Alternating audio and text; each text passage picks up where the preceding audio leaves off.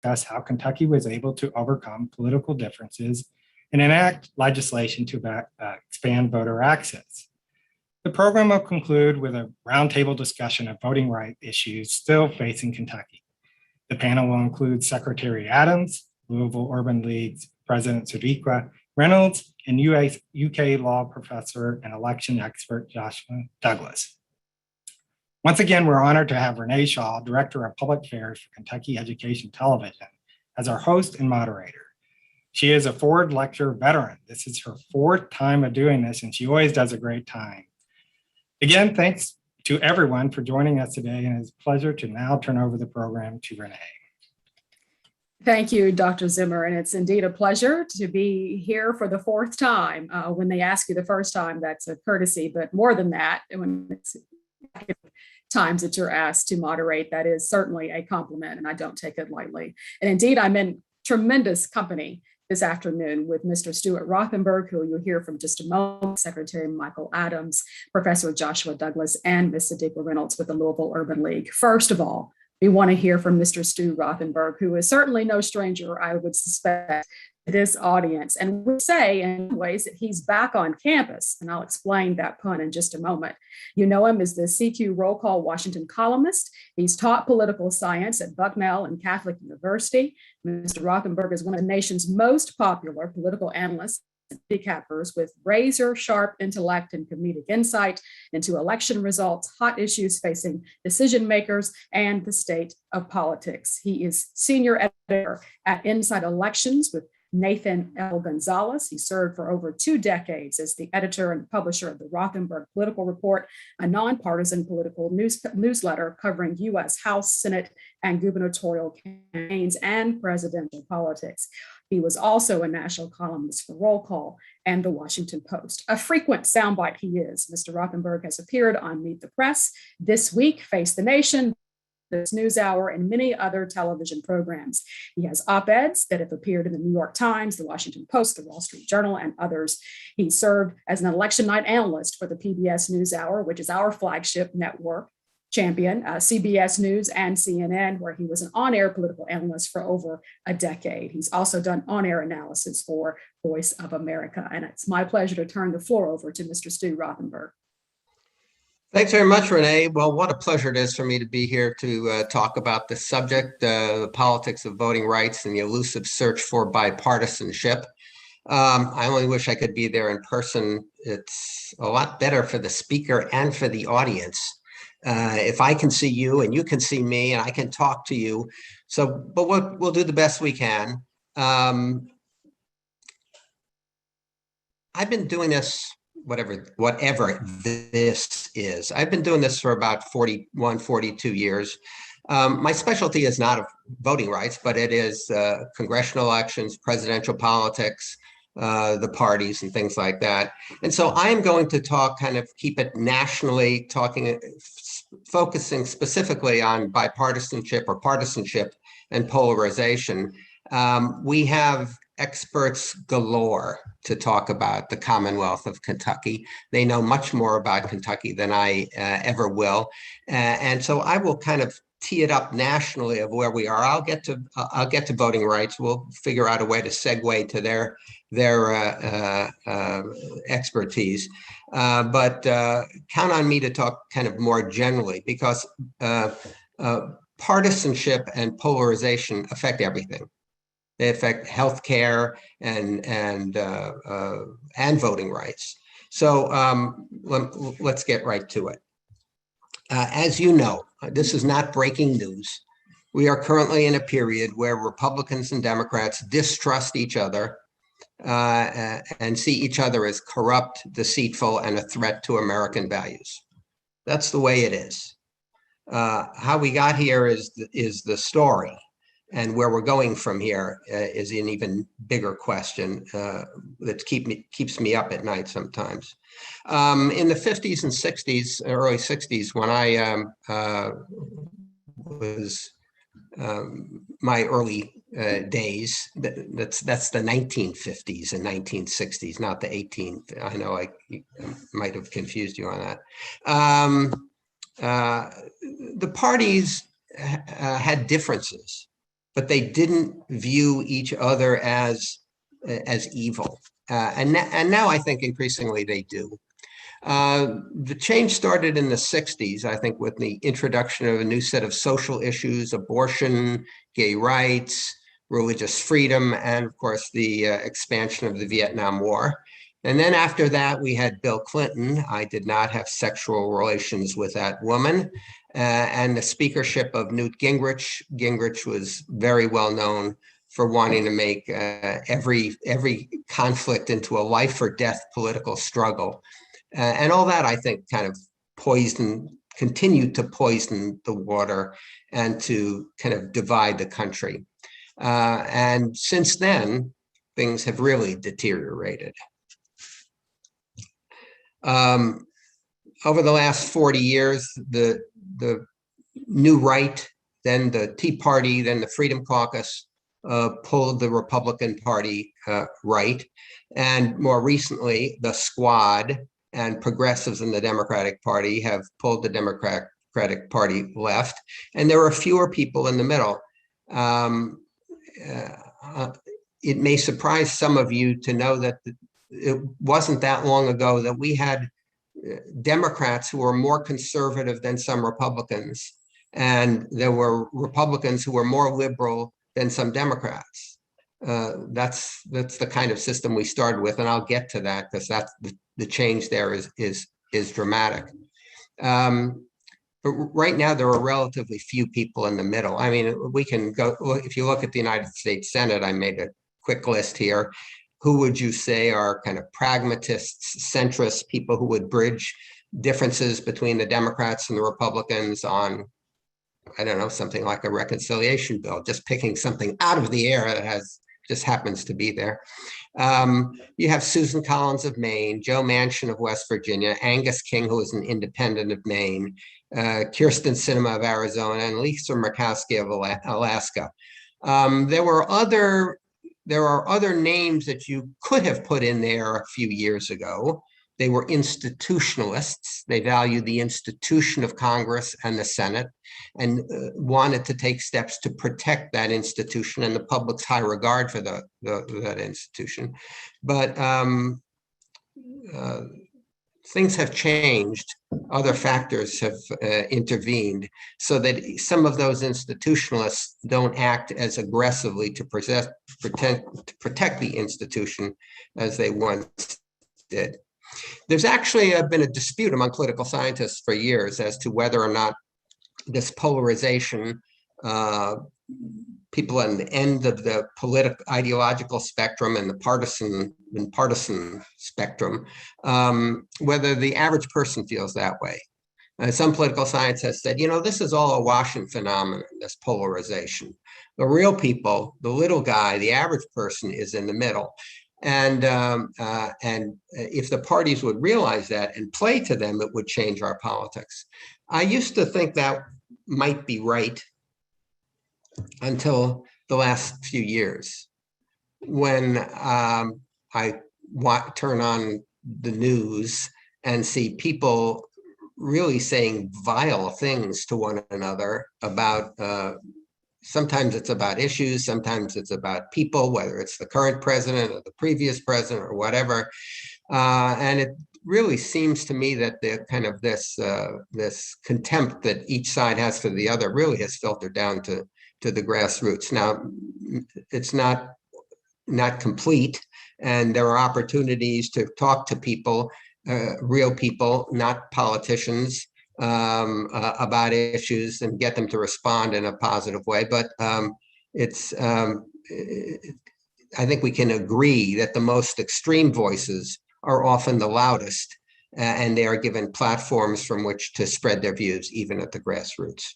The current mess in DC, the debt ceiling, infrastructure bill, and large reconciliation package, the deadlock is simply the most recent reminder how partisanship and polarization have paralyzed government. I mean, it's clear as can be.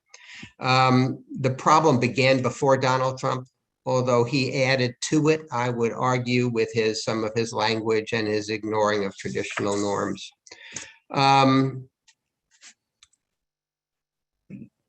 I want to read you two paragraphs.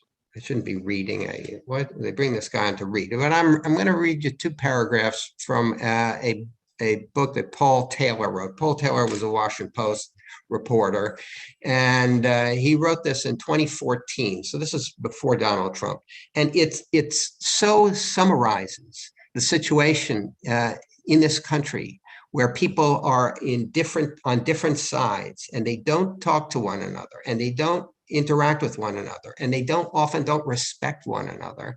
And I think I'm going to read Paul Taylor's words because he wrote it better than I could ever come up and say it. So just listen to this, and I'll kind of drive the points home at important places. The book is entitled The New America, Boomers, Millennials, and the Looming Generational Showdown by Paul Taylor. And here's what he wrote. These days, Democrats and Republicans no longer stop at disagreeing with each other's ideas. Many in each party deny the other's facts. Remember alternate facts? They deny each other's facts. They disapprove of each other's lifestyle. I hear this all the time.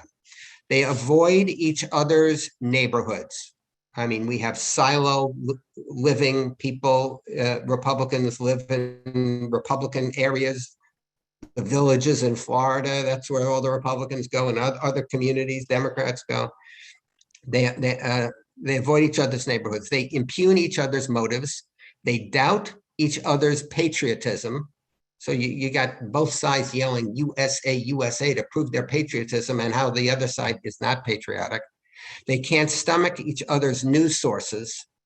I don't have to say much about that, right? I mean, you know what that means.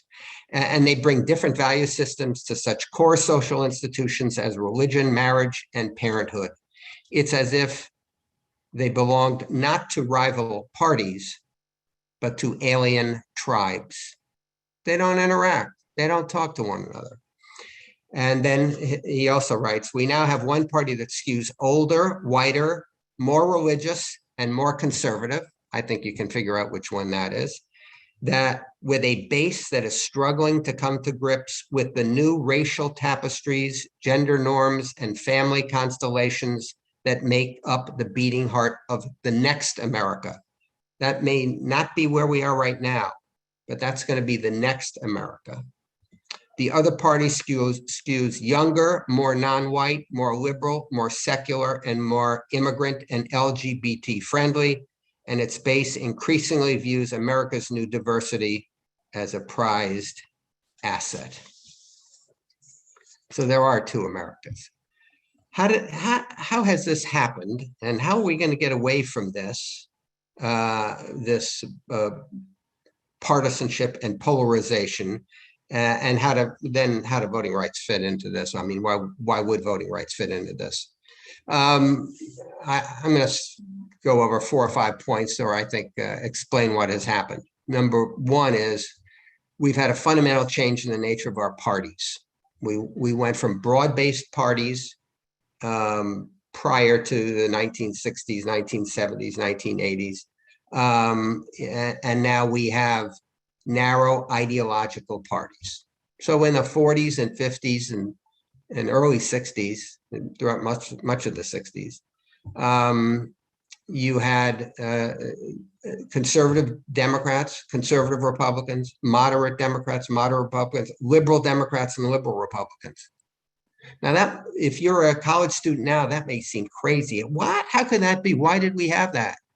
We have a presidential system where we don't have a parliament. We don't, the head of the parliament isn't automatically the head of the executive. We have presidents elected and House of Representatives and senators. So you have all these different offices and checks and balances.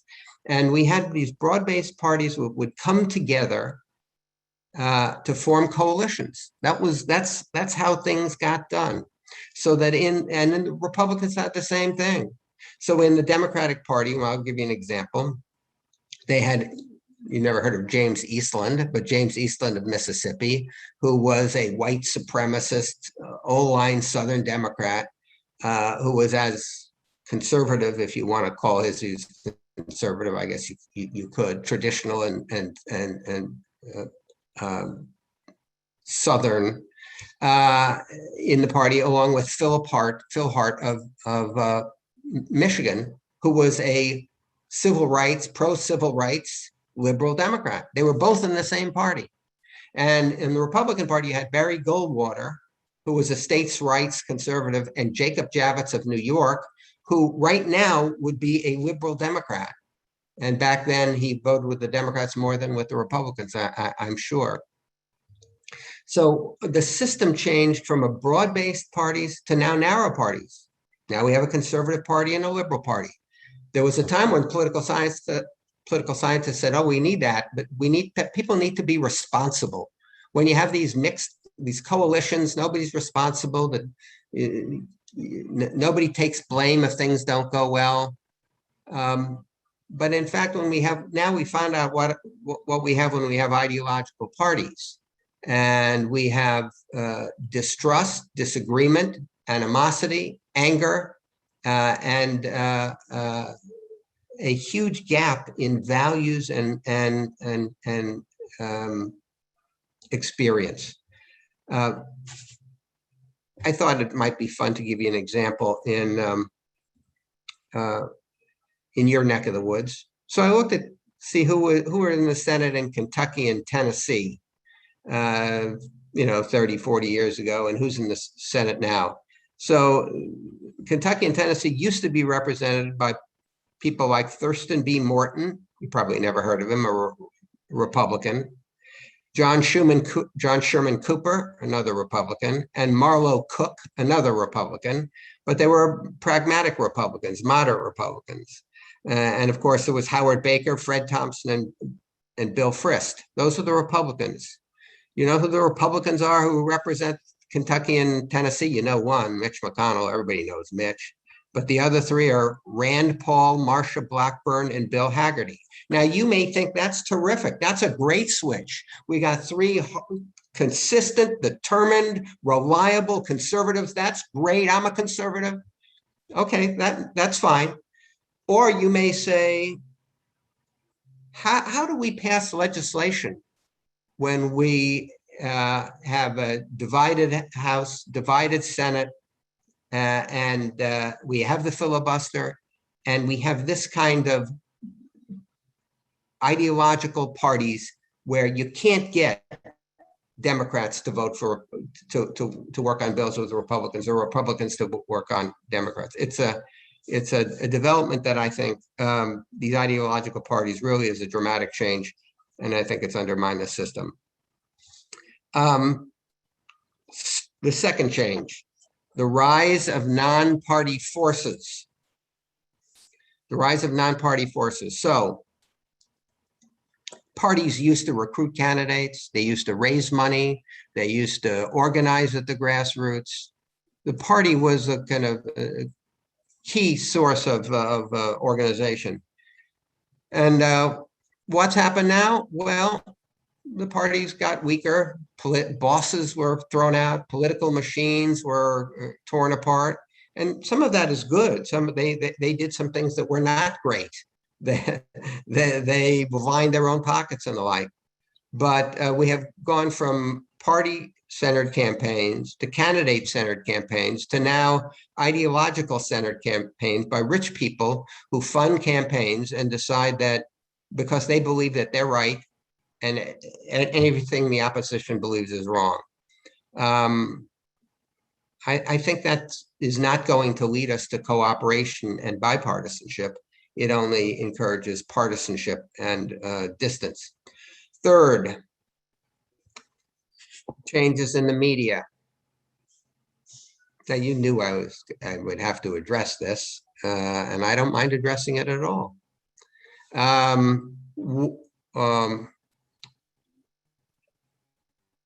Once upon a time, we all had the same facts, and we all had the same idea of what news was.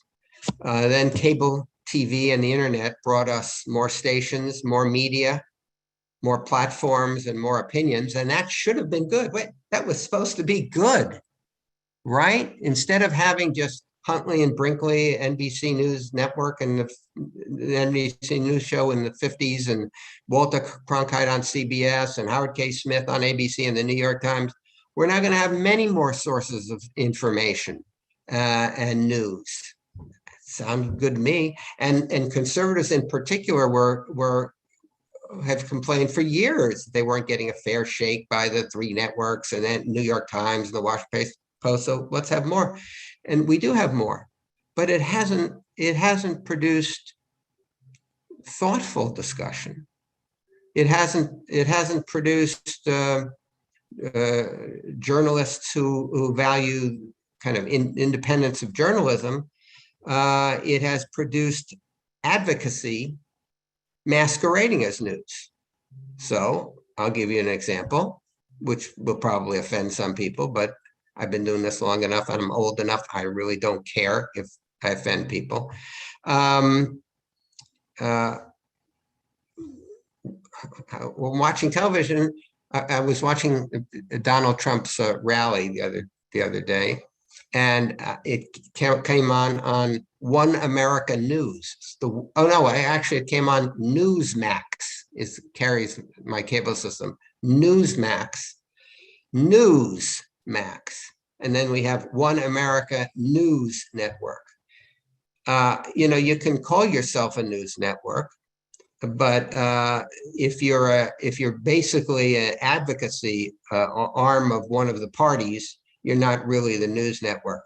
Now, I would be critical of, and I am critical of, Fox, MSNBC, and CNN often too. I think CNN in particular. I was with CNN for over 10 years. I have a special feeling of affinity for CNN. I was Wolf's election night analyst in 2000 when we were doing Hanging Chads.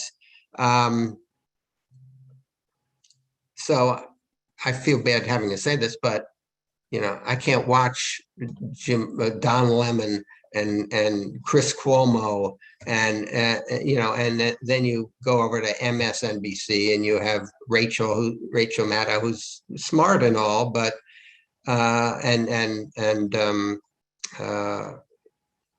you have Tucker Carlson and Sean Hannity on Fox, and all of those networks begin with like 10 minutes, 15 minutes lecturing you what opinions you're supposed to have. Well, I just don't think that's news. Thank goodness for the BBC and the PBS NewsHour, which I think continue to try to keep the news. 4, map making 101. It sounds like a course you could register for at the University of Kentucky. You probably should have a course that you could register, Map Making 101, because what has happened is the technical advances and residential patterns changes have made it easier for party strategists in the House of Representatives, I'm talking, this is just the US House, and state legislatures as well, to draw districts so that, I don't know if many of you have heard the joke that it used to be that voters picked their member of Congress, and now it's, or their legislator, and now it's the legislator picks the legislator picks his voters, because it is so advanced in drawing congressional districts or state legislative districts that it really it has an impact on which party is running in control of government. What you have is more heavily partisan and ideological districts, which produce more ideological primary electorates, which produce more ideological nominees, which produce what? More ideological elected officials. We go back to what I talked about this ideological problem we have is it's hard to get compromise when everything is about ideology. And finally, I'm going to talk about turnout, and this is where voting rights comes into it. Who votes has always been an important question in American politics, but it's particularly important right now. We live in a time when the country is roughly evenly divided between Republicans and Democrats. This wasn't true in the early 20th century. This was a majority Republican Party. They ran the show. It wasn't true in the 30s and 40s when the New Deal coalition dominated national politics and the Democrats ran the show. Now every issue is polarizing. Every issue is close. Every dispute is defined in partisan terms. Every election is seen as so important and so competitive that any issue that comes up becomes a partisan question and an ideological question. Every issue, including voting rights. Now, let's not kid ourselves. We have had voting rights have been a how do I say this? The country has stumbled along with voting over the past 200 years in many ways. The 1876, the Hayes-Tilden election was decided based on a power play by one party. The Jim Crow laws were meant to disenfranchise Blacks from voting. I remember hearing, I don't know if this is true, that shouldn't prevent me from saying it, given what you see on TV these days and political rallies. But when I was growing up, I always heard that there was a big controversy on the 1960 presidential election, Nixon and Kennedy. And the question was when did the dead vote come in from Chicago? And then we had, of course, Gore and Bush hanging chads. But although we've had controversies over voting and who voted and what the actual count was, that has largely passed. That time has largely passed. You can believe what you want, but the 2020 elections were not rigged. They were not stolen. They were fairly done, and they were reviewed over and over and over again. Again, I don't, you can believe whatever you want. I don't really care. I'll never see you again. But I'm telling you this. This is what people of goodwill, of expertise have concluded. Voting rights remains a big issue because who votes determines who wins. Given that, we should not be surprised that the laws that impact voting are regarded as having significant partisan ramifications. When I arrived in Washington, I'm summing up here. I came to Washington in 1980, June of 1980. I was teaching at Bucknell. I was not in a tenure track slot. My wife was not in a tenure track slot. So she was not my wife at the time. So since our future looked so great, we decided to get married and have two people who were desperate instead of one. But I remember coming to Washington, and I ended up working for a small conservative. They called themselves a think tank. It was not a think tank. It was kind of a tax-exempt arm of a political operation.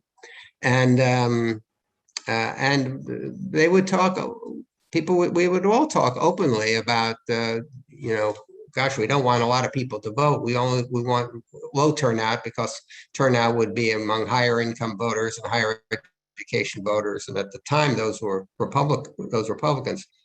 Some of those voters are changing now, and those are becoming Democratic voters, which is an interesting thing.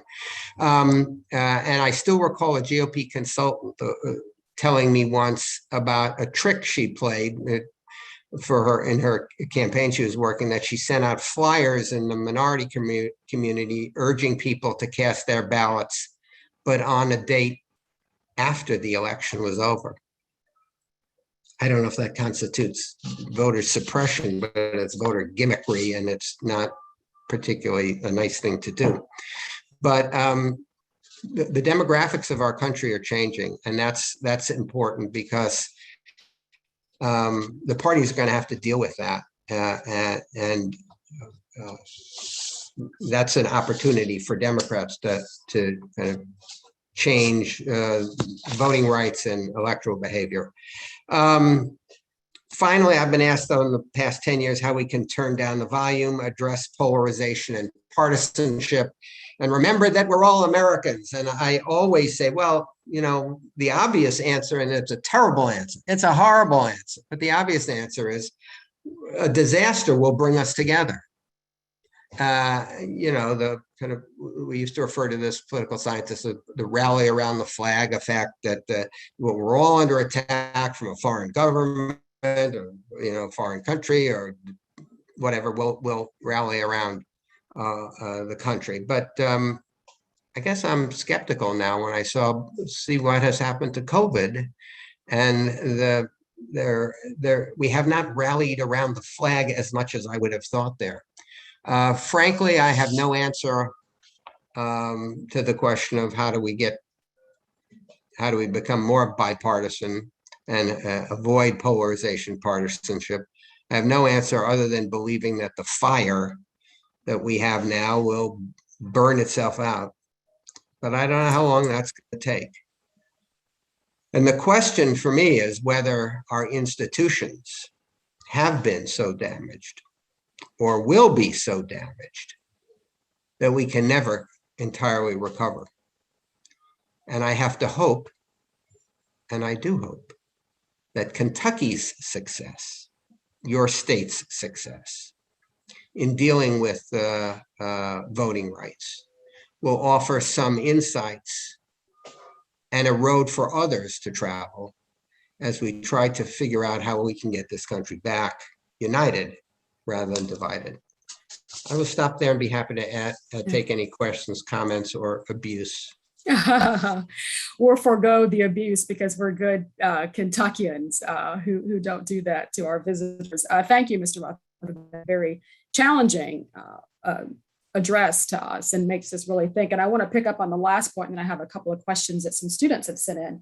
When you talked about how disaster would bring the country together, you didn't quite go all in on your answer about, you know, why wasn't COVID the tipping point? And if we think about, you know, this year we celebrated the 20th anniversary of 9/11, and of programs that I've done for KET, which is an offspring of PBS, and we like to consider ourselves the Kentucky version of PBS NewsHour. You know, how do we rechannel that September 12th feeling again, right? From September 12th, 2001, where the country was rallied around a cause of patriotism, of togetherness, of unity. Why wasn't COVID that tipping point for America again? And how do we get there?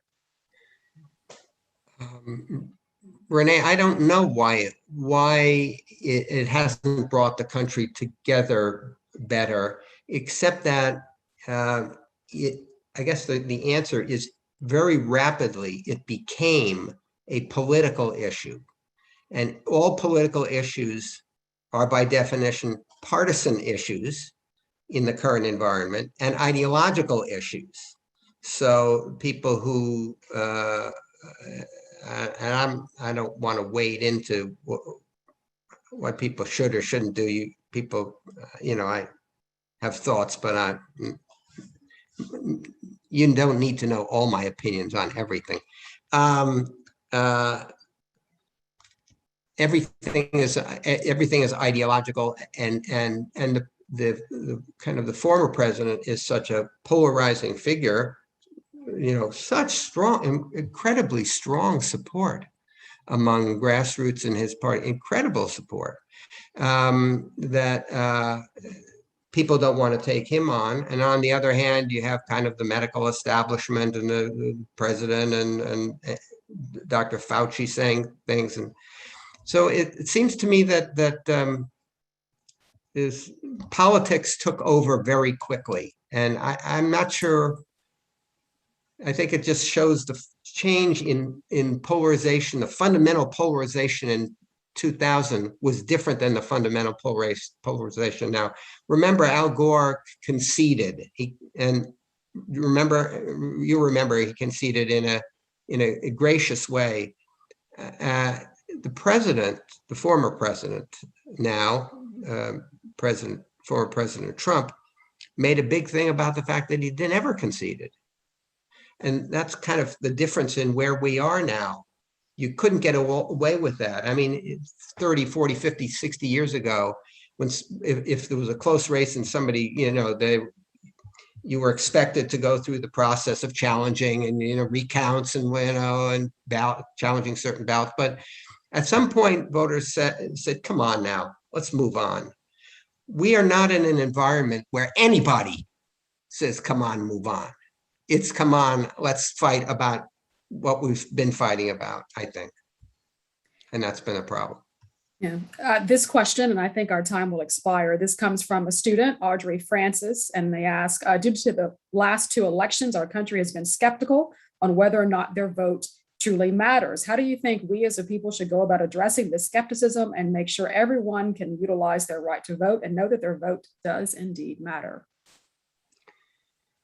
Well, I think you can only do what you probably have already done, is point to all the recounts, point to all the judges, point to all the authorities, point to all the experts who have talked about the legitimacy of the election. The problem is that nobody trusts experts anymore. I don't know why you had me as a speaker. I just have a PhD in political science and have done this for 40 years. What the heck do I know? But that's part of the problem, that people believe what they want to believe. But we probably should end with this. And I didn't say this during the presentation, but I meant to. People watch the television stations that they watch mostly because they watch what they agree with. And so they don't get counterfactual information. They don't get different information. They don't get new data. And they get a steady stream of what mobilizes them and energizes them and frustrates them and angers them. And that's the way it is. So I would say all you can do is talk to people, point out what the authorities, what people who have been doing this for years say, emphasize what the count was, and hope for the best. I hate to leave it on such a depressing tone, but I'm so interested in finding out more about Kentucky, how Kentucky has done this. And, some of this has to do with the people. You need the right people with the right commitment, who are willing to go down the bipartisan road. And you also have people who are willing to say, I like what I'm doing here, but if what I say so enrages people that they defeat me, I'll do something else. Yeah. There is something else in life after politics. Well, we're about to hear from our Kentucky Secretary of State, a Republican who does have a fierce independent streak, and we'll let him talk about that. And he's somewhat gone against the grain of members of his own party in forming a bipartisan approach to the 2020 election that in many ways has been adopted and made permanent. So we're going to hear from him next. Mr. Stuart Rothenberg, thank you so much. I had lots of questions about political friendships that exist. Are we ever going to get back to the days of the Tip O'Neill, Ronald Reagan, and who are those friendships? Talk about redistricting, all kinds of things, but we appreciate what you've given us today. We really appreciate your time. Thanks, Renee. Thanks. Thank you. Best to you. And now, Secretary Mike Adams. It's good to see you, Secretary Adams. Thanks. Good to see all of you again. Well, I'm going to give an introduction for the benefit of our audience. We've had a lot of engagements at several with Josh Douglas, who's joining us, and Sadiqa Reynolds, who's on the line. We've kind of had this little powwow before, but for those who may not be as familiar with your background, he is a native of Paducah. He's Kentucky's 86th Secretary of State and the 77th person to serve in that role. He was inaugurated on January 6, 2020, and he first pushed his signature legislative issue, Kentucky's first photo ID to vote law, through the General Assembly, and then pivoted to working on a bipartisan solution for the primary and general elections during the COVID election of 2020. Earlier this year, Adams presented state legislators with an ambitious election reform plan, the likes Kentucky had not seen since 1891, and the bill passed both chambers with near unanimous support. His slogan has been, if you've known him and heard him, he wants to make it easy to vote and harder to cheat. And the floor is now yielded to our Kentucky Secretary of State, Michael Adams. Well, thank you so much and good afternoon. Thank you for the opportunity to participate in this prestigious lecture series. I'm sorry we can't do this in person, and I look forward to the day when we can. As recently as 2019, in my campaign to become Kentucky's chief election official, the question I got most often from voters was, what does the Secretary of State do? That question doesn't come up much anymore. Secretaries of State around the country have seen our office grow in prominence and perceived importance. Despite our political and ideological differences, we have something in common. We are custodians of an electoral system that is secure and accessible, yet faces a crisis of public confidence, both as to its integrity and its inclusivity. For the most part, state legislatures and Congress have responded poorly to this crisis. Some right-leaning legislatures have fallen victim to misinformation on the right and rammed through on party lines laws that unnecessarily limit voter access in the name of election integrity. On the other side, our left-leaning Congress has fallen victim to misinformation on the left and tried to ram through on party lines a national takeover of our election system that would abolish states' common sense laws that promote fair elections. Fortunately, Kentucky has charted a sensible middle path. The election system bequeathed to me last year when I was sworn in was established in 1891, before automobiles, before electricity in homes, before most people were employed off the farm, and it had yet to be substantially revised since then. For the 30 years or so before 2020 in our state, typically 2% of our voters voted absentee and 98% voted in person on one day in a 12-hour span. That model was imperfect and anachronistic. In a pandemic, it would have been deadly. Today, I'd like to walk you through how Kentucky successfully conducted our elections last year, then seized that momentum to enact the most significant reform of our election process since the horse and buggy era, a reform proposed by a Republican Secretary of State, passed on a bipartisan, nearly unanimous basis in our legislature, and signed into law by a Democratic governor. No other jurisdiction in America has achieved this. There are 5 key things we got right to help make all this possible. First, we recognize that you can improve voter access and election integrity at the same time. My campaign slogan was, make it easy to vote and hard to cheat. I was sincere about both. The two do not work at cross purposes. Access and security are not inherently contradictory. Actually, they are complementary. Here are some examples. In 2020, through emergency powers I sought from and was granted by our legislature, we were able to expand the number of voting days. Candidly, we didn't do this for the sake of convenience. We did it to avoid crowding at the polls in a pandemic and to promote social distancing. Obviously, giving voters more than one day to vote enhanced access. We saw that with a record turnout. If the DMV were open only one day, we'd be outraged. We should expect the polls to be accessible too. Here's something, though, that I hadn't considered. Rural parts of our state are plagued by vote buying operations. But according to career prosecutors and law enforcement here in Kentucky, it's easier for them to monitor the election when it's spread out than it is if there's just one chaotic day. And it's harder to get away with a vote buying scheme if you must conduct it over a longer period of time. Your exposure increases. Thus, expanded in-person voting, also known as early voting, increases both access and security. For absentee voters, we implemented a ballot request and tracking portal to increase the convenience of application. The portal made it easier and faster to obtain a ballot and also allowed the voter to track her ballot electronically. Improving access also improved security. For the first time, a voter had to prove identity through photo ID for an absentee ballot. Also for the first time, now state election officials have the ability to track absentee ballots and to watch for any that were lost or stolen. Thus, the absentee portal increased both access and security. In Kentucky, we verify absentee voter signatures on their ballot envelopes. Given the increase in absentee balloting, we implemented a cure process to ensure that voters whose signatures had changed over the 10, 20, or even 50 years since they signed voter registration cards had an opportunity to prove their identities if their current signatures on these ballot envelopes didn't match those older signatures. Obviously, this process facilitated access, but it also improved security.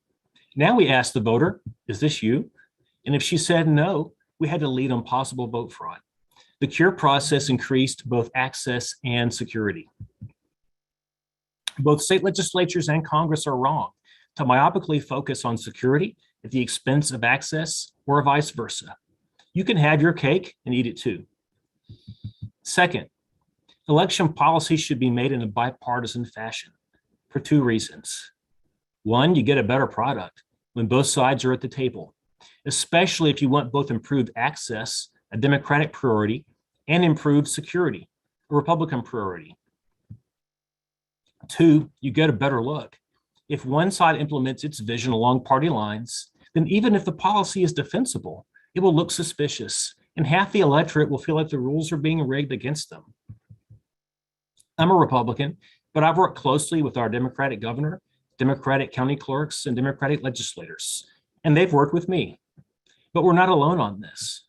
Kentucky has a bipartisan state board of elections, 4 Republicans, 4 Democrats. Every county has a bipartisan board of elections. And every single voting precinct has a mix of Republicans and Democrats working the polls together. Bipartisanship is baked into our election system at every level. I believe this is why Kentucky's election results historically have been accepted by both the winners and the losers, generally with little controversy. I also believe that our bipartisan approach contributed to last year's record turnout because voters on both sides believed the rules were fair, as both sides saw officials from their respective party negotiating the new rules.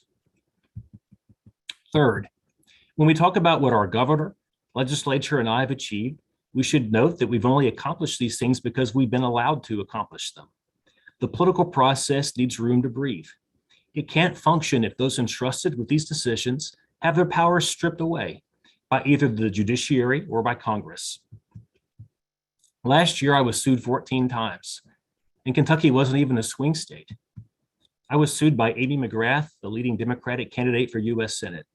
She asked a federal judge to overturn the law that provides for only election officials to process absentee ballot requests so that her campaign could, and I quote her lawsuit here, complete ballot requests over the phone, just as clerks are able to do, end quote. Talk about a conflict of interest. She also sued to overturn the election plan Governor Beshear and I negotiated, including but not limited to security requirements placed on ballot drop boxes. I was sued by numerous special interest groups. I was even sued by one of the panelists I'll be appearing with in a few minutes. The goal of all these lawsuits was to strip away the powers vested in me and make a judge the chief election official. If you think our election system faces a crisis of legitimacy now, try turning it over to judges to rewrite. The title of this program is The Politics of Voting Rights. Let's keep in mind that policymaking is a political process designed to be made by people like Governor Beshear, me, and state legislators. A political process is a democratic, not an autocratic process. Election policy can't be made in a bipartisan way. It is made by judges. Moreover, it certainly can't be made in a bipartisan way by left-leaning activist groups like the ACLU and the League of Women Voters, who constantly harass election officials like me with litigation, offering their own election plans for judicial adoption in a blatant attempt to replace democratically created election rules and gain some sort of advantage for their side. Step one in protecting democracy is to allow the democratic process to function. Why should voters bother to vote if the people they elect don't get to make the decisions? It would also be a mistake for Congress to blow up our state's election system and replace it with their own. They lack public consensus for their proposed election legislation. In Kentucky, our election bill was put together largely by election administrators. In Congress, ideological think tanks, lobbyists, and political staffers write the bills. A congressional takeover of our election system would have even less credibility with the public than would a judicial takeover, given the blatantly partisan interests at work. Federalism is built into our constitutional system for a reason. As they say, diversity is a strength. Federalism honors and promotes the diversity of our states and localities. Our politics has grown increasingly harsh, even dangerous, the more our big decisions are federalized rather than resolved at the state and local levels. Voters trust county clerks, the governor, and me more than they trust Congress with respect to running elections, or for that matter, pretty much anything else. We at the state and local levels have not just more trust, but also better awareness of the facts on the ground here than Congress does. I'll put the competence of our state and local election officials up against the competence of Congress any day of the week. Fourth, we got the politics right. Again, sorry to disappoint anyone, but policy making is a political process. People in my position have to persuade both the electorate and other elected officials to go along with what we want to do. This is what makes us a free country. Having Republicans and Democrats at the table is good. It's especially good if you go beyond optics and actually take ideas from both sides. Making voting easier with more days to vote, improved access to absentee ballots, vote centers, drop boxes, and so forth were ideas that I borrowed primarily from Democrats. Although that doesn't make those ideas liberal, they're just common sense. They worked really well, and Republican voters like them too. But there was no way I could have implemented these policies through the emergency powers I was granted, or gotten a bill passed this year that made those policies permanent if I didn't get the politics right. That's why I constantly reminded my base that I had pushed through photo ID to vote. And every month I announced how many dead voters we'd taken off our voter rolls. I needed credibility with that half of the electorate. Then in the bill, I put in sweeteners, like a ban on ballot harvesting. That helped capture the endorsement of Senator Rand Paul and greased the wheels in the legislature. It made possible a bipartisan bill capable of passage by a supermajority Republican legislature. Remember, only Nixon could go to China. And fifth, we respected public opinion. In a democratic republic, public opinion ought to matter. Part of why the 2020 primary and general elections went so smoothly is that we were able to persuade voters, in particular, conservative voters in a conservative state, to accept significant change quickly in the election process, something they reflexively and ideologically objected to at first.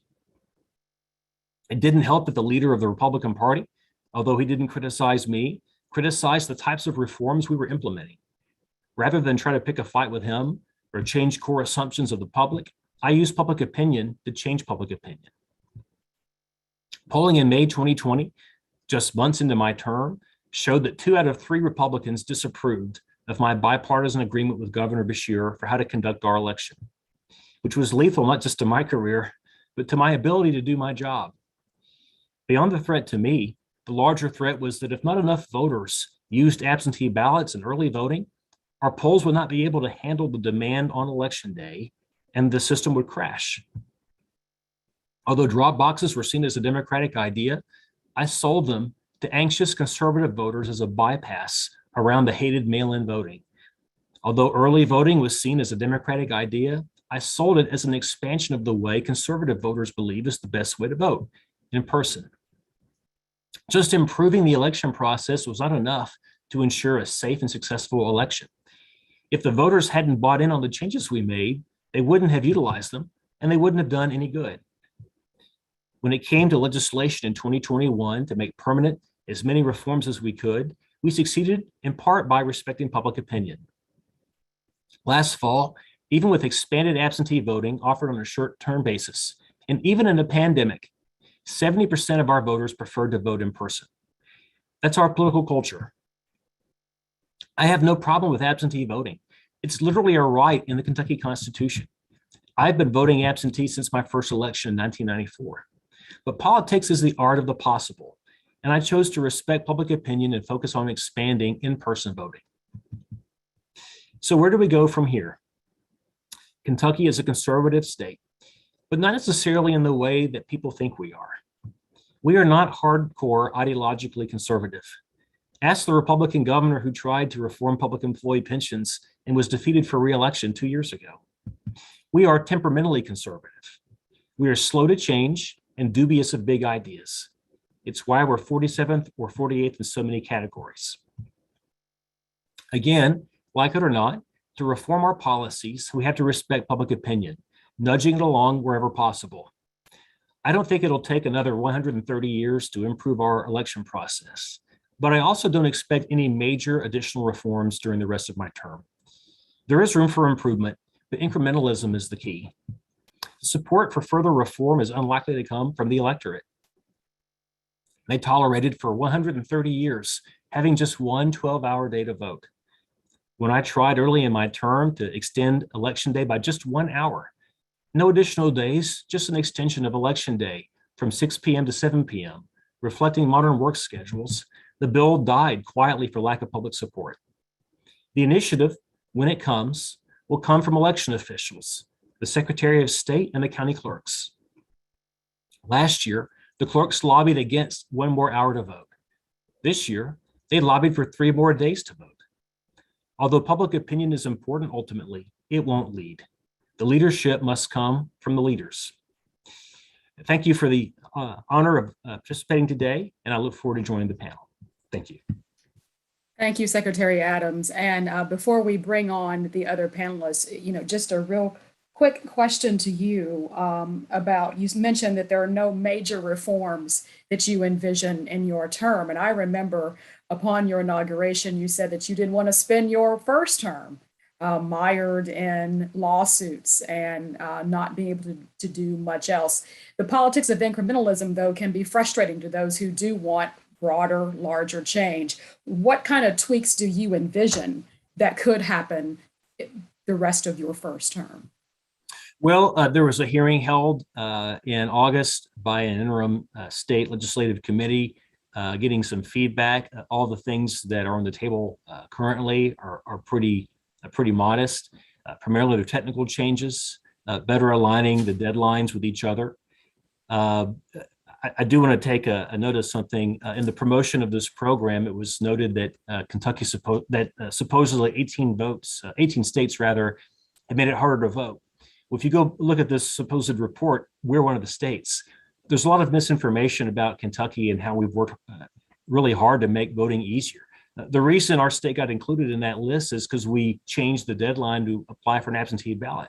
Well, the reason we did that is because we expanded in-person voting, and the clerks had to be able to juggle all those plates at the same time. So I think the best way to achieve reform is, number one, implement the law that we already have. Let's look for tweaks to make it work even better. Let's make it as efficient as possible. And let's train the voters to get used to it. I think we have to let this law sink in. We have to train voters on what their new rights and options are, I think, before we confuse them further by trying to change them additionally. As you alluded to earlier, that it can coexist, voter access and election integrity, that they are not opposite or diametrically opposed concepts. And the 2020 election proved, particularly to Republicans, expanding voter access doesn't necessarily yield a partisan outcome, right?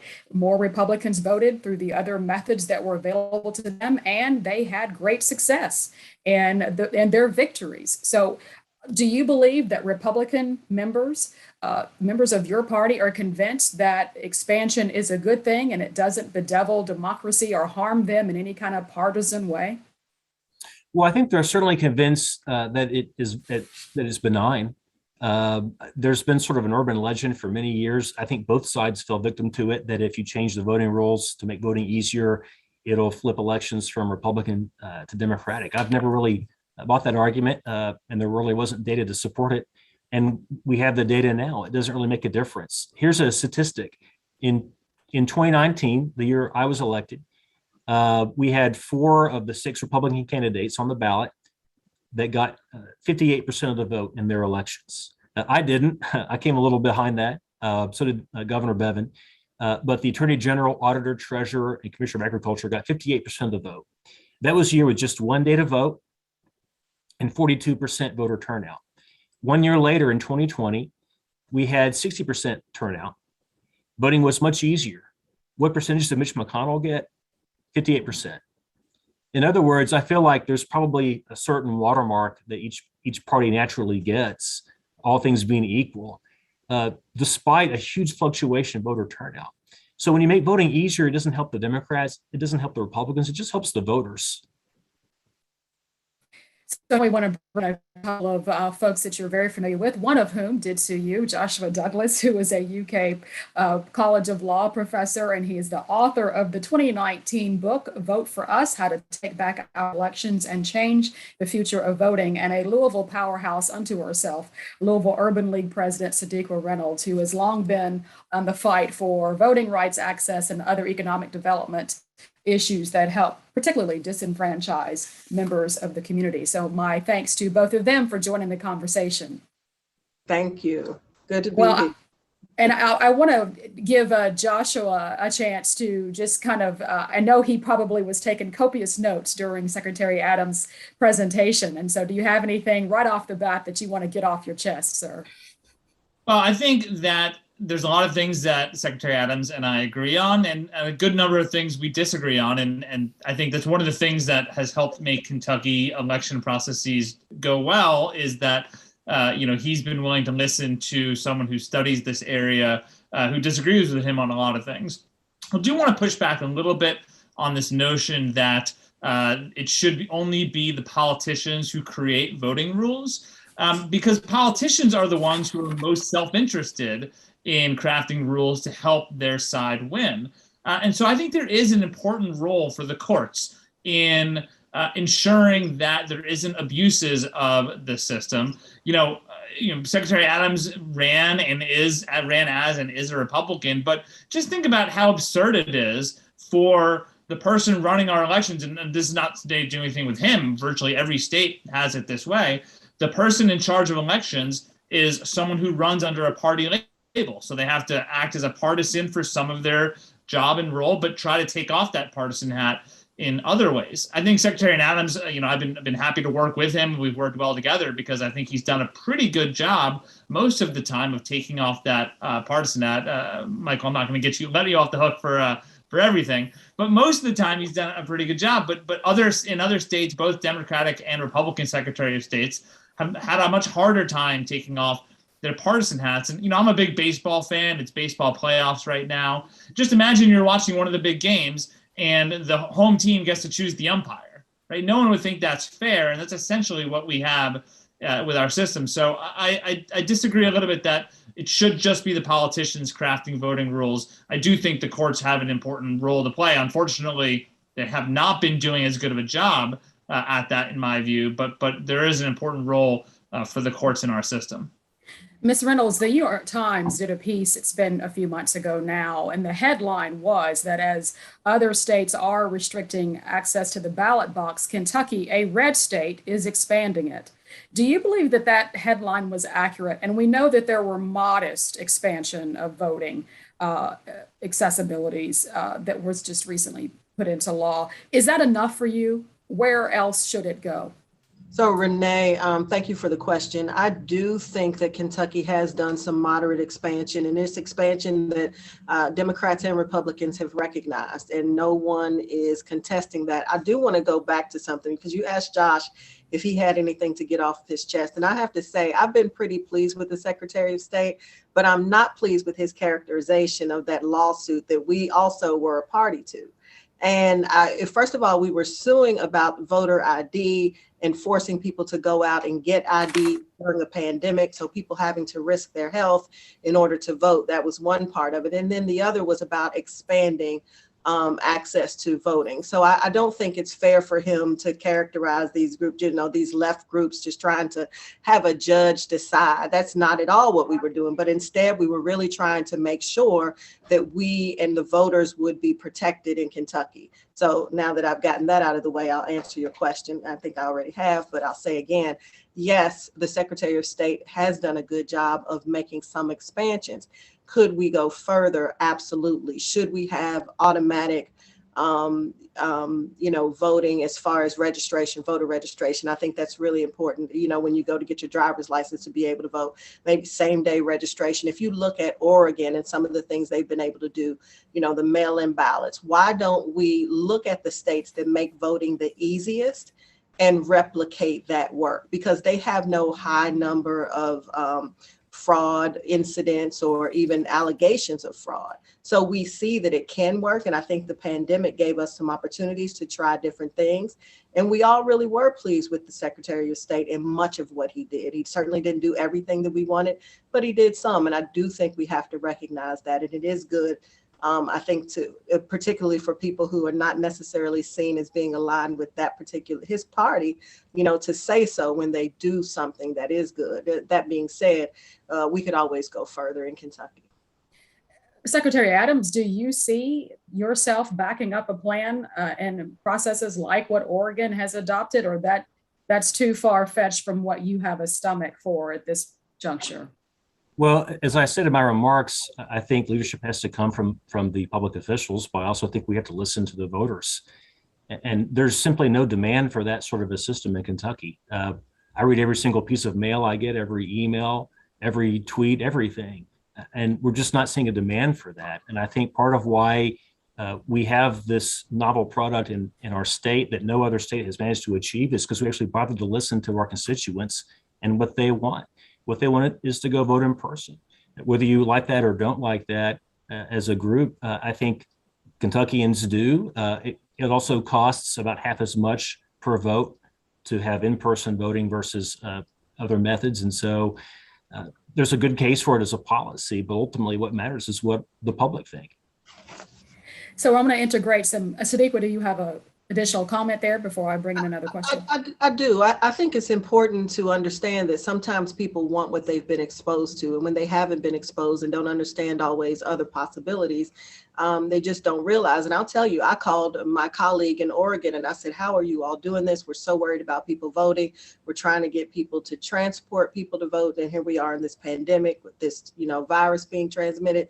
And she said, not a problem for me. It's not something I have to deal with. We've been voting by mail. I couldn't even tell you where I would go to vote in person. And that isn't something that we imagine here in Kentucky. So I think there are things that we might expose our citizenry to and allow people. We know it makes voting easier. And so anything that will help us to remove barriers, I think it's important for our secretary to consider those things, particularly, and this is interesting because I think he contradicts himself.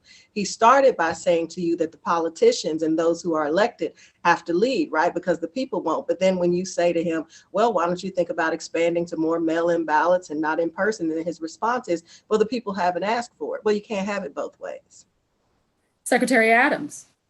Well, it's a bit of a give and take. I mean, obviously, I can't ignore public opinion. I extensively discussed that in my remarks about how I had to I had to pick a plan and then try to acclimate it to public opinion and use arguments in favor of those things. But there really is no conservative argument for a mail-based voting system the way there is, say, for drop boxes or for early voting. And so we're a conservative state.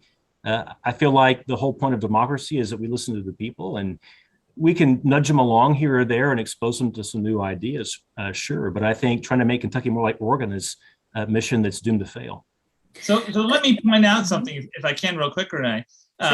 Maybe two things. Oregon maybe isn't the best example, although I think Oregon runs their elections really, really well. But if we're worried about the politics of some of these reforms, we should look at states like Utah, which is a more conservative state, Republican dominated, and yet has a lot of these really good pro-election reforms that Sadiqa was talking about. The other point I want to make sure is not lost is if you listen to what the secretary said, public opinion matters in terms of he reads every letter, he reads every tweet. Sorry, Mike, for all my tweets towards you.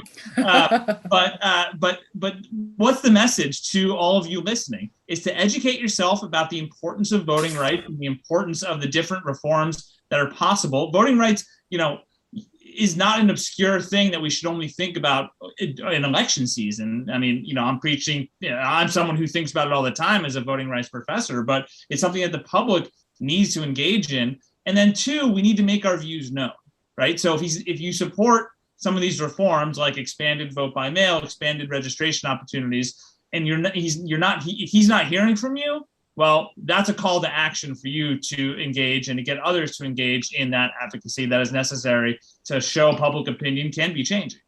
Well, and Secretary Adams, you did say in your remarks that public opinion matters and that you use public opinion and then you changed it in order to get the buy-in for the 2020 primary and general election changes. So. Yeah, but I didn't push something radical for our state that has no precedent in our 200 years of history. I took some little incremental things and tried to nudge on those points. That's how a conservative leads. You respect tradition and you try to nudge along toward progress where you can. I just want to respond quickly to something Josh said. I agree 100%. I cannot tell you how relieved I am as a public official when I get correspondence from a constituent about something that's a real issue and not some kind of crazy shiny object cultural issue that I have no control over. I wish that I got more mail, even if I don't agree with the policy position being advocated. I love hearing from constituents, but I don't set the laws in Kentucky. It's done by the legislature. I will tell you this, I read this kind of stuff. I've not even seen any Democratic member of the legislature proposing a bill to move to a mail-based voting system. So it's not that I'm some hard-hearted Republican in here stopping it. There's just no desire for it, even among Democrats. And I want to be clear about something. I'm not here to argue Democratic points or Republican points. Please understand that. My criticism is not of you as a politician in that way. I think Kentucky can go further. We could always do more. If we were to say that we only care about the things that the people are pushing on, I mean, look at our educational system. There are so many things that need to be improved in the state. And we have an obligation when we know better to do better and to even offer better. So that's what I'm suggesting. Not suggesting that there's some Democratic leader out there who's got the magic answer or who's working as hard as we'd like them to. This question from a student, McKinley Lampley, and this person writes, nationally, the Democrats are pushing for the passage of a voting rights bill, even if it means getting no Republican support. What do the panelists see as the pros and cons of passing the bill without bipartisan support? And there are two, I believe, Professor Douglas, who are circulating. They've passed the House, I believe, and waiting for action in the U.S. Senate. Yeah, one's passed the House, and then there's a new proposal, the Freedom to Vote Act, which is Senator Manchin's attempt to compromise, I think. So here's how I think about this. We have a major crisis in this country in terms of people's confidence in our election system. We also make it way too hard to vote for many people. And often it's harder to vote for people of certain demographics, minority voters, poor people, students, etc. So we need to do more to make it easier to vote. So here's what I'd like to see happen. I'd like to see a real attempt at finding some bipartisan compromise, a gang of 6 or a gang of 8 or whatever it is in Congress to sit down and actually say, okay, the Democrats are going to come to the table and agree to limit or maybe pare down to some of the pie in the sky things that they really want. But Republicans also agree to say, okay, if we do this, we will actually let you advance and have this bill come to the floor for a vote. My concern is that, at least in the Senate, Senator McConnell and other Republican senators are just refusing to have the debate at all. And if that's what's happening, then it's time for the Democrats to go to alone so that we can actually get real meaningful voting rights reform. I disagree with the Secretary that Congress has no role. I mean, constitutionally, there's absolutely a role. It's right there in the Constitution that Congress can make or amend regulations with respect to elections. I think it'd be better to do what we did in Kentucky and have some compromise and have a truly bipartisan approach where we expand access while also consider some of the security measures. But that does mean that both sides have to come to play. And what it seems right now is that at least Senator McConnell is refusing to let that occur. So I think the Democrats should try and have a real meaningful attempt at negotiation. But if the Republicans simply refuse to even, come with their own proposals, then it's time for the Democrats to go at it on their own. Secretary Adams, I'll allow you to jump in since you had mentioned about Congress's role in the election. Well, thanks. I didn't say that Congress can't, under the Constitution, pass an election law. What I said was they shouldn't pass this law. I wish Mr. Rothenberg were still with us. I'd like to respond to something he said about polarization with this viewpoint. You're going to have more polarization the more your issues are nationalized, the more they're federalized. I kind of hinted on that in my remarks. It's easier for Democrats and Republicans in Kentucky to compromise because they're less different from each other culturally and otherwise than, say, Democrats nationally in Congress. There's a big gap between Thomas Massie and a Nancy Pelosi. There's less of a difference between, say, a Joni Jenkins and a David Osborne. There just is. So it's a lot easier for us to pass bipartisan reform at the state level. It's a lot easier for those things to be legitimately bipartisan and worked out with both sides, with everyone's interests together considered. So that's why I think that the Congress needs to really stay out of this process and let us do what we did. But look, there are some rights that are just too important, right? So that may be right when we're talking about various different types of legislation. But when it comes down to it, the right to vote is the most fundamental, important right in our democracy. And when you see states like Georgia, like Texas, pulling back and making it harder and harder for certain people, and with an obvious political goal in mind, because Georgia particularly, I think we can look at, and then obviously with an obvious effect on minority representation and minority ability to have an equal voice at the ballot box, then something's got to give. So while I would love and I support as well a compromised bipartisan approach at Congress, at some point, you've got to say, look, the right to vote is too important to just not do anything. And if the states are refusing to act, and you have to look for the trajectory, right? There's a lot of people did a lot of comparison between Georgia's new law and Kentucky's new law, where it's true Georgia still does have a slightly better voting laws even after the new changes. But if you look at the trajectory, Kentucky went the right way and Georgia went the wrong way. Something's got to give, and so Congress, ultimately should step in and say the right to vote is too important to not do anything and leave to the states. Ms. The congressional, sorry, go ahead. Go ahead, Secretary Adams. Just real quick, the bill that we're talking about really isn't designed to respond to these perceived crises. It was written years ago. It was passed by the House in 2019, well before the 2020 election, and it orders states to do things that in Kentucky we're now doing, but it also prohibits from us from doing things that made possible passage of this bill. It makes it harder for the states to cross-check their voter records against each other and remove people from the rolls in one state when they've moved out of that state to some other state. How in the world is that a response to Texas or Georgia or Florida or anywhere else? This is just a desire, unfortunately, by national Democrats to blow up what we did in Kentucky and other states' laws with no tie-in to what they're perceived to be complaining about. Ms. Reynolds. I think, first of all, bipartisan support would be very good. I think if we go back to comments that were made earlier, when we think about the polarization and what's happening in our country and in our community, and we ask ourselves why, I think we all have to admit that certainly I feel like we know why. I think the Trump administration was very clear about where they stood. They used language that we had not been as comfortable with hearing on the news. We heard about things, we heard things in a way that normally people who are politically correct don't talk about certain things, don't talk about certain groups. And that really gave permission in ways that we have not seen in my lifetime. And so this past administration, we really experienced a level of abuse, and there became a level of tolerance to it, I think, and to certain language. And in the past, we'd always, we had these Republicans who at least claimed to be a very right-wing, conservative Christian. And then all of a sudden here we had this, politician who said, here's what I do with women. I just grab them. I just do this. And we knew that he'd been married multiple times. And we knew he'd walked a woman through his house while his wife was sleeping. And yet people were willing to lay Jesus down and still stand with this man. And so morally, I think this country, not that we lost something, I think it exposed us for what we are, unfortunately, it exposed a lot of people. They were exposed in their silence.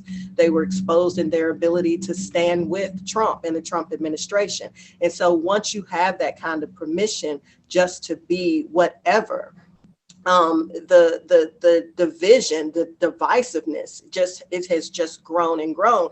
And so on 9/11, even of this year, I thought about, 9/11 when it actually happened and how we all just felt like, regardless of race, regardless of where you were, people who didn't like New York or whatever, it was still like, but we love this country and we were all together. And that hasn't been, and I don't think will be recreated without some real intentionality on both sides of the aisle. And I pray to God that we don't wait for another 9/11 type tragedy to really sit down and figure out a way to work together. And if you have learned nothing else from all that we've experienced with George Floyd, Breonna Taylor, this idea of incrementalism is easy for a white man who had voting access first in our country. It is easy for you to say, but when you think about what the rest of us are experiencing and how everything is harder, you have some obligation to be innovative, to be creative, not just in business. That's what everybody talks about, the economics, but in this thing that is the bedrock of our country. It is the thing that we are founded on. So we have to find a way for every person in this country to be able to be engaged and to vote. And we cannot pretend that we don't know why we are divided or why, we can't find agreements. I mean, we have been given permission to mistreat each other and to say it out loud and to not try to do better. Secretary Adams, I want to ask you just about the 2020 election results. Do you believe that the presidential election was fairly conducted and the results, as they have been confirmed to be, validate that Biden won the presidency? And do you believe that the big lie, as Republicans have even called it, is what's further dividing this country? I think there are three positions on this issue. I'll tell you mine in just a second. But first, let me tell you the two that I don't hold. One is that there was some sort of mass conspiracy, that the election machines were on the internet, that the votes were stolen or changed or what have you. And there's a tour going around our state right now making that allegation against me and other election officials. That's just simple hogwash. There's also another viewpoint that I don't subscribe to, which is that everything was hunky-dory and there were no problems whatsoever. I think the right perspective, and what I've seen in a lot of polling is a plurality perspective, is Joe Biden won the election, but there are some things that we could do better. There's some things that we learned from that we can improve on. There were mistakes made. I don't think any of those mistakes changed who won the election, but I do think that there are some improvements in the process that can be made with respect to enhancing the public confidence and voter integrity. It's just a question of how do you do those things without limiting access unnecessarily, and that's where we found the sweet spot in Kentucky. So this other question from a student: examining current voting policies across the country, is there a state, and I think you've mentioned this, Professor Douglas, that you think is the role model for voting laws? Is it Utah? Is Utah what Kentucky should be following? Is it Oregon? Is it somewhere in between? So Utah is one of them, but actually I would point to Colorado, which has traditionally been kind of a more purple state. I think Colorado has a great combination of easy access for in-person voting, vote by mail, which is secure. And let's just make clear that we understand what we're talking about vote by mail and the security. So, we check every signature. Some states go even further in hiring forensic experts in handwriting to train their poll workers or their county, not poll workers, but their county election officials on how to do a signature match. To really help, so like the J looped in the right way, even if my signature has changed over the years. As for Colorado, I think is really a gold standard for how to run elections. And let me also say that everything that's in the federal proposal, the federal bill that we've been debating, is already something that's happening in a state somewhere in the U.S. So the federal law, the For the People Act or the Freedom to Vote Act, the updated version, it's not something that Congress has just come up with out of thin air, or the federal government wants to impose its will on how we vote. It's taking the best things from places like Colorado and Oregon and Washington State and Utah, and yes, even Arizona, which has had vote by mail and done it very successfully for a good number of years, and package it into a federal bill that says, look, these states are doing it well. Their turnout is high. The fraud is almost minuscule. Not going to say non-existent. No one who studies this thinks that it's completely non-existent, but minimized to the point where it doesn't affect elections, and packages it into one complete bill for the country to use. So there's a lot of great stuff in there that's already being used in a lot of places around the country. And I think, Renee, we need to tell people what we want. We want automatic voter registration. We want extensive vote by mail. We want early voting opportunities. We need to say what we want. We want, if we are going to do it in person, we want more places to vote so that people have access. And we also think Election Day should be a holiday, because it's going to be those lowest paid people who are going to have the trouble getting off, getting to work, making it within the hour. So earlier voting, all of those things, we really should list the things that it is that we want. And they're the things Josh just said that we're seeing across the country. We're not asking for innovation, something that somebody else doesn't have. We're really saying, let's pull the best from all of these places and bring it to Kentucky. Secretary Adams. Well, I think saying what state does the best is like saying what's the best flavor of ice cream. It's totally subjective. I think whatever system we have has to reflect the wishes of our public. That's the whole point of having elections and having democracy, is the people have their say and then we listen to them. Sometimes we nudge them along and say, well, have you thought about this model or that model? But I think it would be really problematic to uproot our system and replace it with something totally alien to our heritage. Because if you do that, people are going to distrust it. They're going to say, what was wrong with the old way that we did things? And that's how Kentuckians are. I mentioned this in my remarks. They don't like radical change unless you've got a really good reason to explain why you've got to do it. And that, to me, that it's not obvious that kind of change is necessary.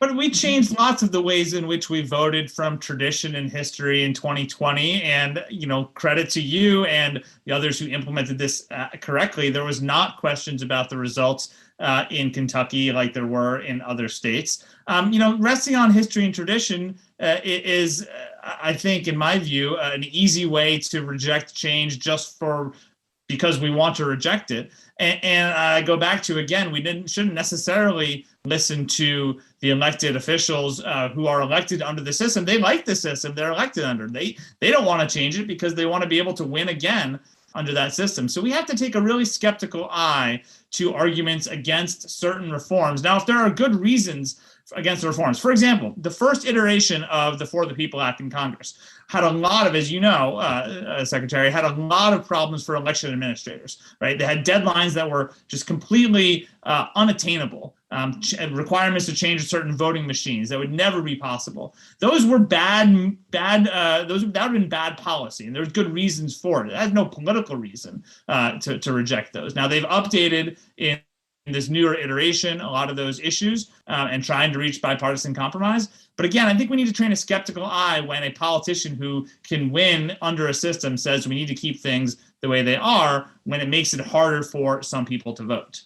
Yeah, Ms. Reynolds, I'll give you the final word before we wrap up. Well, I just want to say, if Professor Douglas gets to be skeptical, then certainly those of us who have so often been disenfranchised get to be skeptical. When we hear things like turning away from our heritage, these sorts of things, I mean, it is time for Kentucky to change.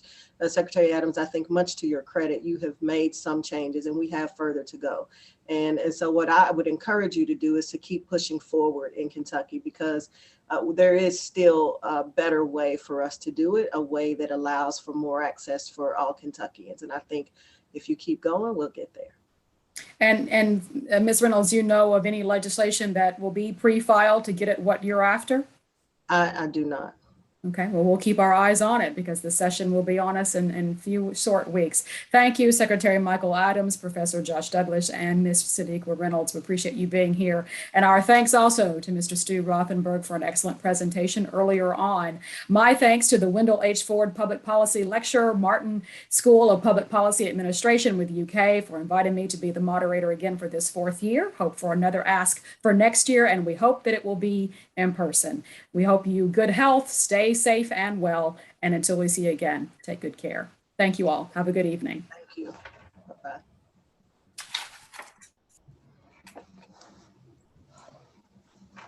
Oh, that was fun.